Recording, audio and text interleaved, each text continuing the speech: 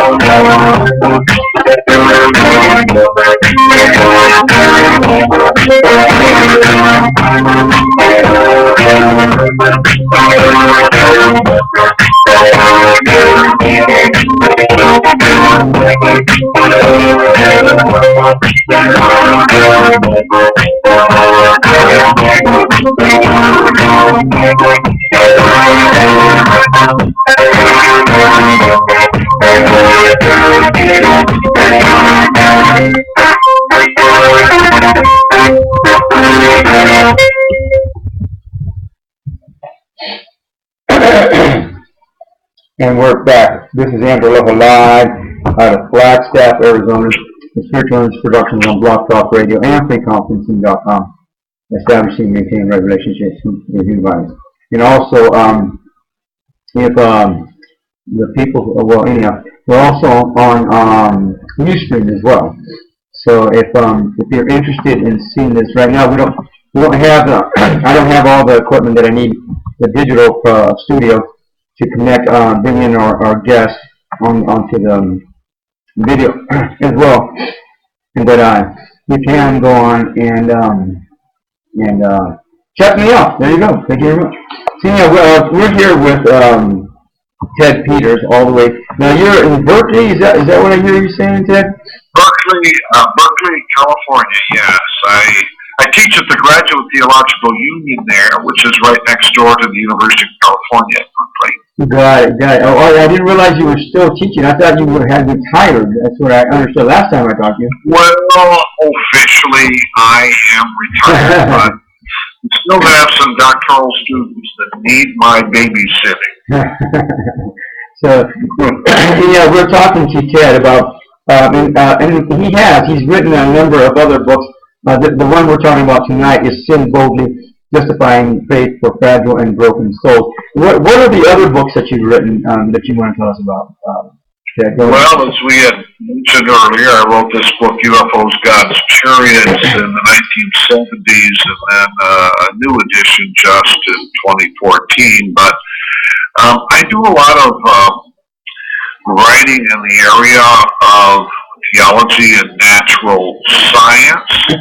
I like to look at particular phenomena in science that have either religious or ethical implications. I wrote a book on the Human Genome Project, for example, called God, and co-authored a couple of books on the stem cell controversy. I spent a lot of time in genetics. And then with an evolutionary biologist who specializes in virology there at the University of Arizona in Tucson. His name is Martinez Hewitt. He and I did 3 books on the evolution controversy, Darwin, and why is it that there is such, controversy over Charles Darwin's theory of evolution. I like to do that kind of thing, but I also do straight Christian theology as well, sin and stuff like that. So I don't ever get bored or find myself doing nothing. Okay. And so, well, before we go on to back to the sin Boldy, how did you get involved into the UFO stuff? Did you do stuff on UFOs and so forth as well? Well, when I was a child growing up in southeastern Michigan, my mother and father were avid flying saucer readers, and I remember as a kid they went to hear George Adamski lecture in downtown Detroit.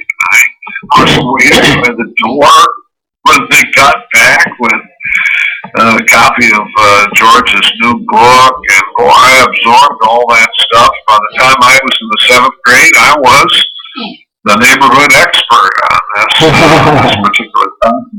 So, then went off to the university and, of course, abandoned all of that kind of thing. And then when Eric Von Daniken started becoming very popular with his God's Chariots movies and books and things like that, I called up my father and I said, do you still have that stuff on flying saucers? And, oh yeah, I got it all here. We had a scrapbook to date 30 years of sighting, or maybe 20 years of sighting. So I had that all sent to me, and I actually taught a course for a couple of years on ancient astronauts, UFO, this stuff, and I joined 3 flying saucer organizations. MUFON was my main one, and I became the Louisiana director for the Mutual UFO Network for a while, and did a lot of firsthand in sighting investigations, and writing my reports.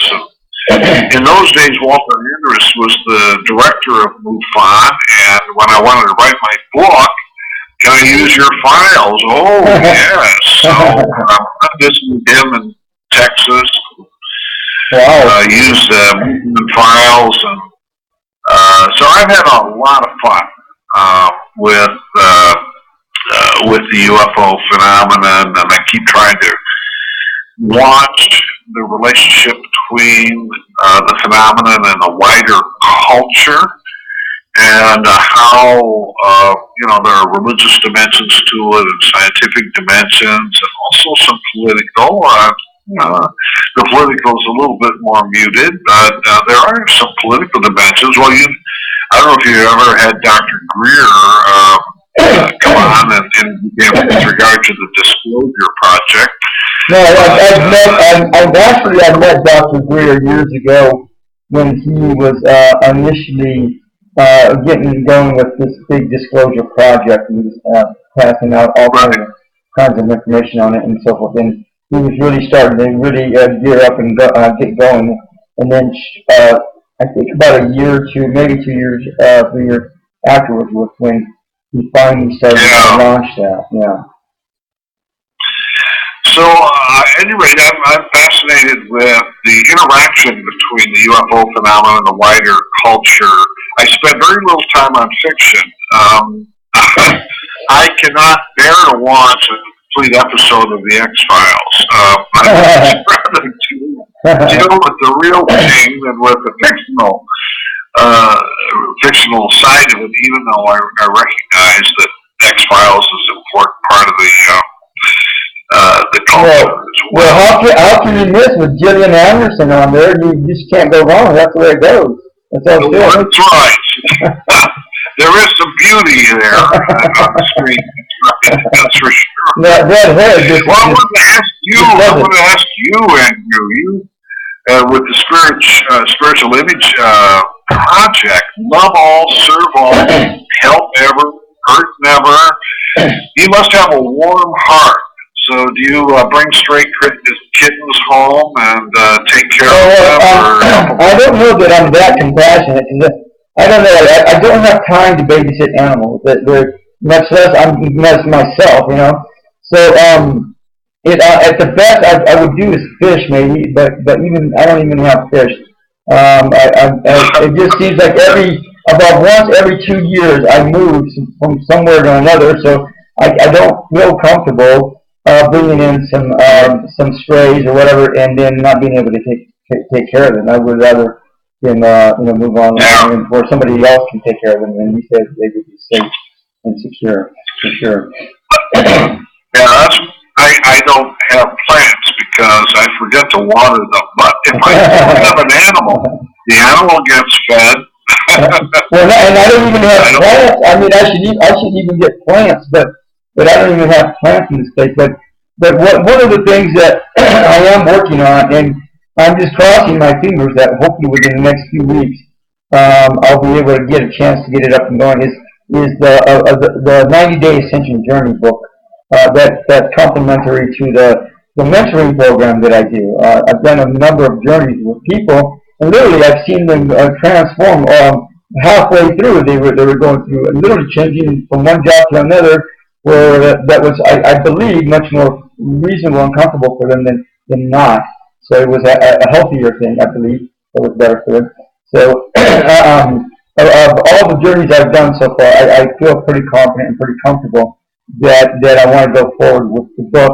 So that so that way people don't have to rely upon doing the journey with me. A lot of people can probably just read the book and be comfortable enough to move forward and engineer and design their lifestyle the way they want it to be, which is the purpose of the journey, so that people can learn to live a lifestyle of an enlightened being, and they don't have to go to India and become a yogi for that to happen and meditate for hours upon hours upon hours upon hours in some cave.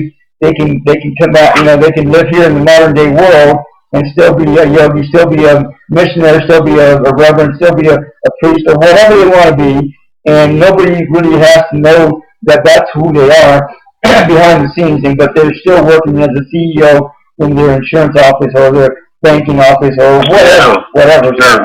So it's like that. And so people can literally learn to live a very enlightened lifestyle, and no matter what kind of job or position they hold, even the President of the United States, I mean, can do the same. Why not? Absolutely. Yeah, it's the peace of mind within that gives a person stability, so that all hell can be breaking loose in the external world. Exactly. You've got that strength of character within, or that sure makes a difference, and you're less likely to draw lines between good and evil and put everyone you don't like on the evil side of the line. Well, I mean, to me, even evil has its purpose, as just as much as good does. And so, the purpose for evil most of the time is to break down old structures that no longer serve us to begin with, or benefit us. So, for that purpose, evil is actually very instrumental and useful, so we can move forward, and expand and grow and learn and be productive and be creative, whatever else. And although when evil turns against us and sabotages us or conspires against us, then that can turn on to be a whole new meaning, and then things are different. But that's besides the point. And that's what I teach with the workshop. The journeys that I do is for people to learn to set boundaries for themselves. and that way they can understand if someone or something crosses their boundary, their line, they know it's either evil or good, and do they need to change those boundaries again, based upon new information coming in or whatever else. So it's like that. Well, you and I might have a little connection there. As I mentioned earlier, I grew up in the Detroit area, and my father was a design engineer, and curiously, he would be designing things that were brand new. He had 22 patents when he died. Proud of that. Wow. And so he was creating brand new things that never had existed before in history. He didn't think of it that way. I do. And so that tells you something about time and change and reality. Reality is changing. Time is moving, and new things are possible. And I really think that God's relationship to the people of Israel in the Old Testament times through the prophets kept saying, God will do new things. New things are going to happen. You are not going to find any salvation in the past. And so when I wrote a book of mine we haven't talked about yet called God, the World's Future, I have a chapter in there called Unbecoming Evil. That is to say, those forces at work that try to prevent the new from coming into being, or try to prevent transformation, or try to prevent reformation, try to dig your heels in and resist change. And when that happens, the only response is death. It's the future that's constantly drawing the present into something that is new, and that's the nature of life, I think. So when it comes to the present moment, I don't think all of reality is collapsed into the present. I think it's really being drawn by the future towards new things, towards God.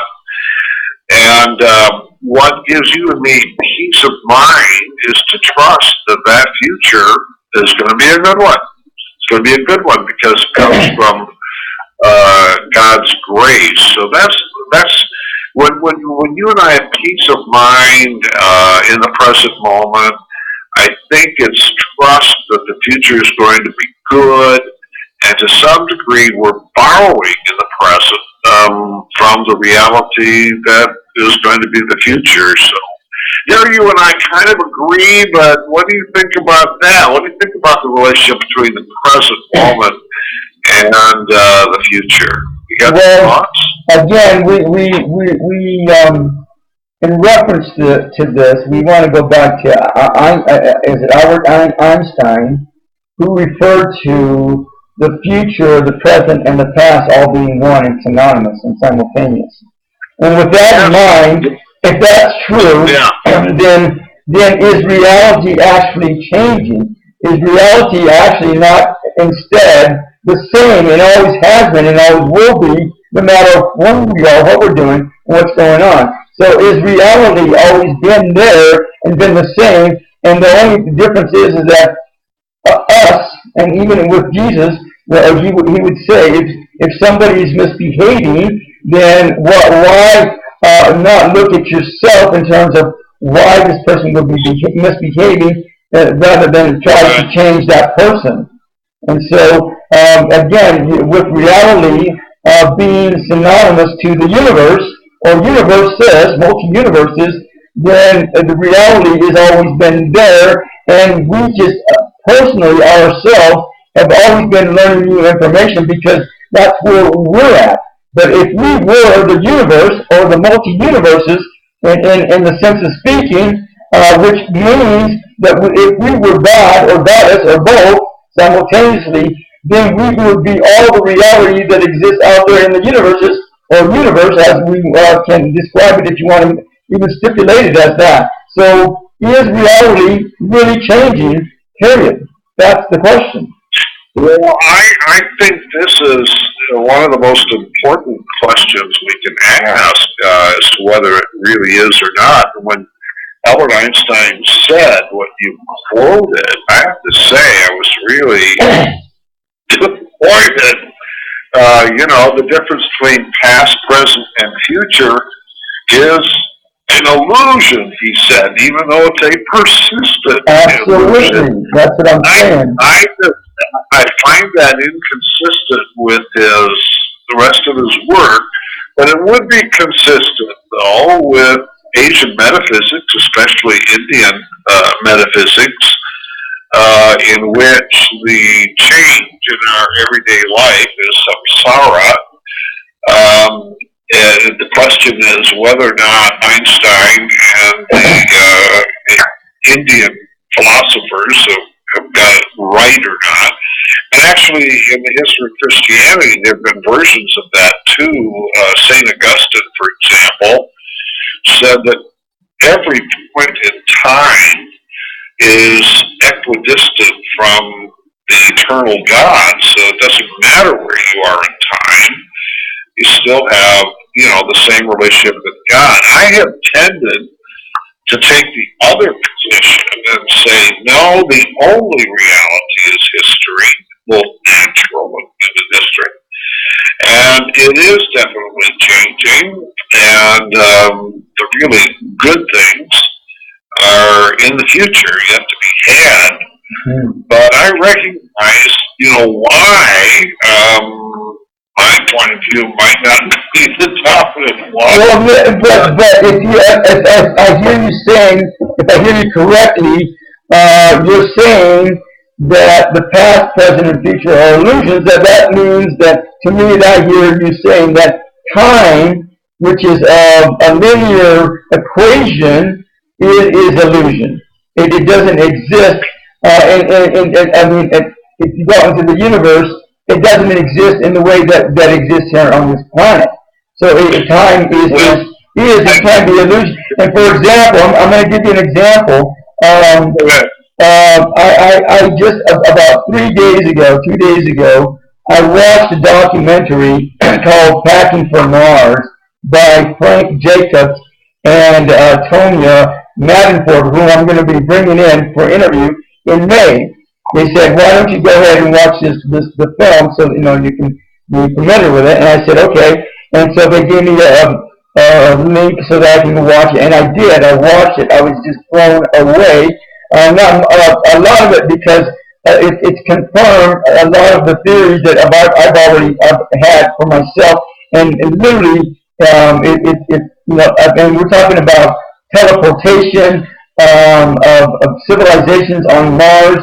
And I believe even they were saying that even on the moon there might be civilizations on the other side, is what I was understanding. So anyhow, they were filming a conference, and some guy comes up. I don't remember who it was, and he says that I have been to Mars. This guy literally says, I have been to Mars. And I'm not talking about in the form of astral projection. I'm talking about literally physically being up to Mars. They've been training for this for years. And even there's a book called The Iron Curtain. Back in 1962, somebody wrote, I can't remember the author, but they were talking about how Russia had been and is now training people to communicate via telepathy at the 100% level, period. And so if somebody can communicate with me on the other side of the planet, well, maybe it hasn't happened. I don't know if on the other side it's happened. I have had people communicate via telepathy with me, but if somebody can communicate with me on the other side of the planet via telepathy, then time is, that substantiates it at 100% that time is an illusion. It's all just linear, and that's it. So this guy at this conference says that he has the capability, there's the capability, all of the tools and everything is set up so that he literally can go to Mars, be teleported to Mars, have lunch, and then be back in the same day. Now, that was breathtaking, that was astounding, that was a mind blower, but it also, again, confirmed that perceptions that I already have known that people have the capability to teleport. And I think I even mentioned it on one of the shows a few weeks ago that they already have that capability. I don't know who and where and how, but they're already doing it. And that and all of a sudden, a few weeks later, here it is in my face. With documented substantial proof to an extent. Yeah, you need to have the concept that time is an illusion in order to have those claims make sense. Could he just have a very rapid or very fast machine that takes him to Mars and back?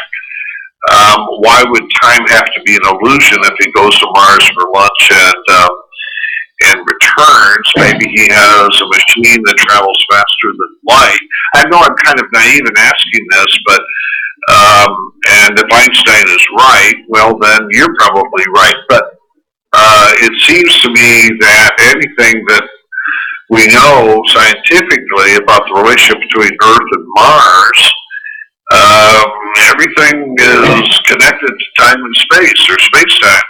Well, if you put it in the sense of the speed of light has a certain factor, has a certain measurement, and if people can bypass the speed of light, they can bypass that measurement, then right there, that says it all. Yeah, that's the biggie. If we could travel faster than the speed of light, then we would go back in time. Well, and then there you go. And if we can go back in time, then our present is now one with the past. And if we can go forward in time, our present is now one with the future. They're all synonymous. Well, maybe that's what Einstein had in mind. I don't know. But when we think about Indian mysticism, such as Shankara or some of the great Indian mystics, one of the reasons that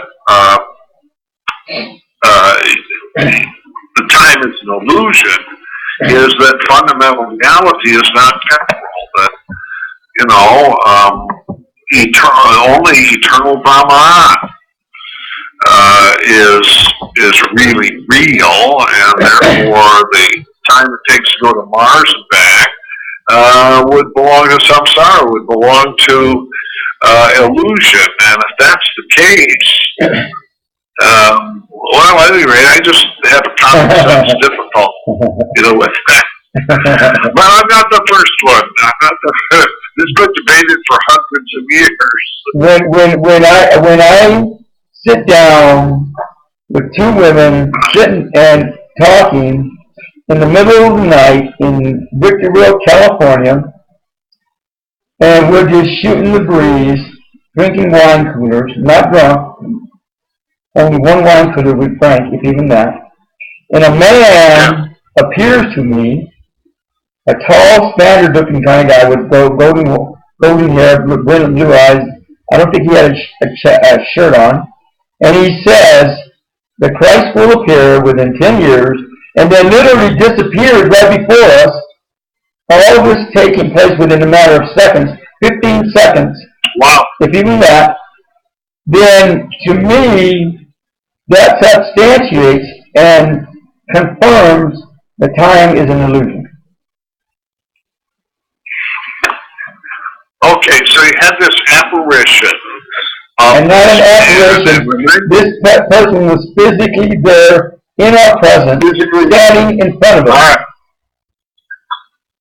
And there was no movement. I didn't witness him walking up to us. I didn't witness him walking away from us. I witnessed him just standing there. It says the Christ will appear within 10 years and then disappears. And literally, for 5 years, I forgot about that because my mind could not handle the logic of what was going on there, what happened, what took place. And then all of a sudden, my mind had recall memory and remembered that whole evening. And to this day, I don't know what the two females experienced, because I don't know what they experienced or not experienced. I have no clue. Yeah. Well, that's an extraordinary experience. I don't know if I would allude to time as an illusion, but yeah, you don't want to call it an apparition. I'm just going to say apparitions do violate common sense relationship between cause and effect. That's for darn sure. So yeah, I cannot explain those sorts of experiences, and we have so many people who have had those experiences. And if it was an apparition, I could probably see through the individual, but it wasn't. It was a very solid figure that stood before us. So that's why I say I don't believe it was an apparition. So you think that he came from a different time slot, appeared in your moment, and then went back to another time? Is that what I hear you say? That's a possibility.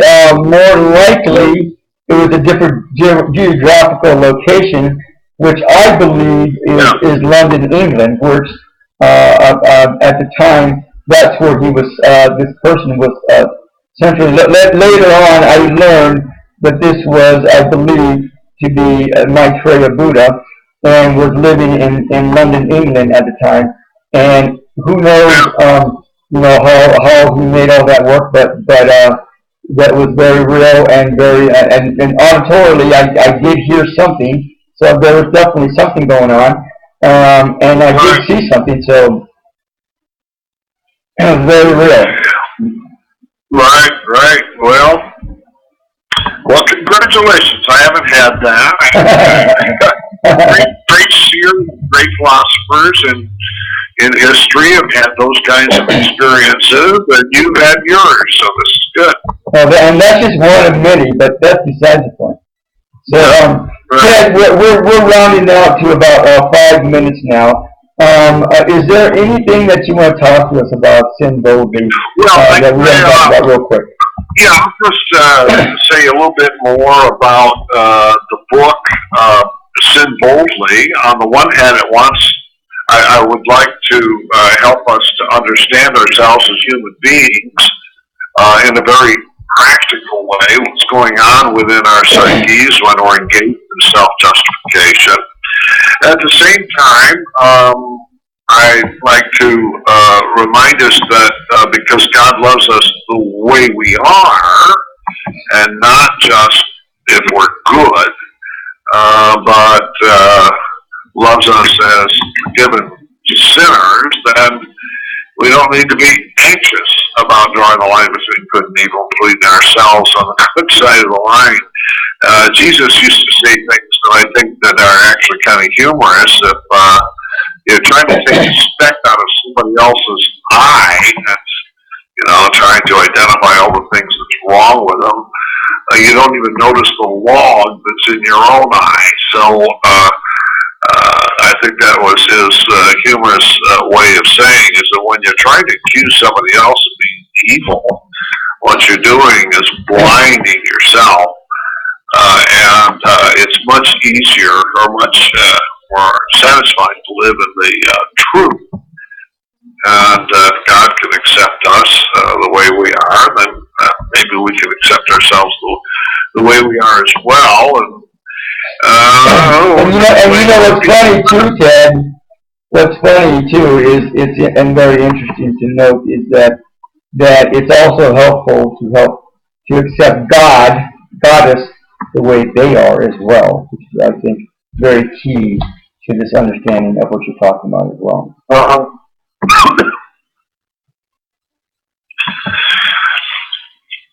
Well, I appreciate the fact that you feel synthetic, that is to say, these various different religious symbols can all converge here in your mind, and I like to hear you making an explication of what I think is sort of the classic Indian mystical tradition. I used to teach Hinduism and world religions, I think was my favorite of the Asian traditions. And the whole question of ultimate reality being eternal and temporal reality an illusion. Oh, that really gets the old imagination going.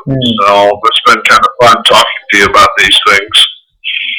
Now, out of curiosity, what was your intention behind writing this book? What inspired you to write this book? Well, because I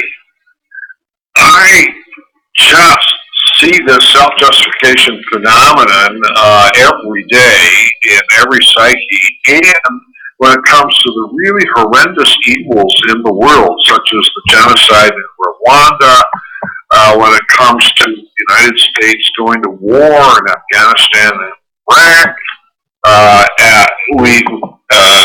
we see the self-justification at work, and I want to blow the whistle and say, well, you don't have to do that, crying out loud. You have the truth. And, you know, if you can accept that by God's grace, you don't have to be good, and you don't have to bomb everybody on the basis of evil.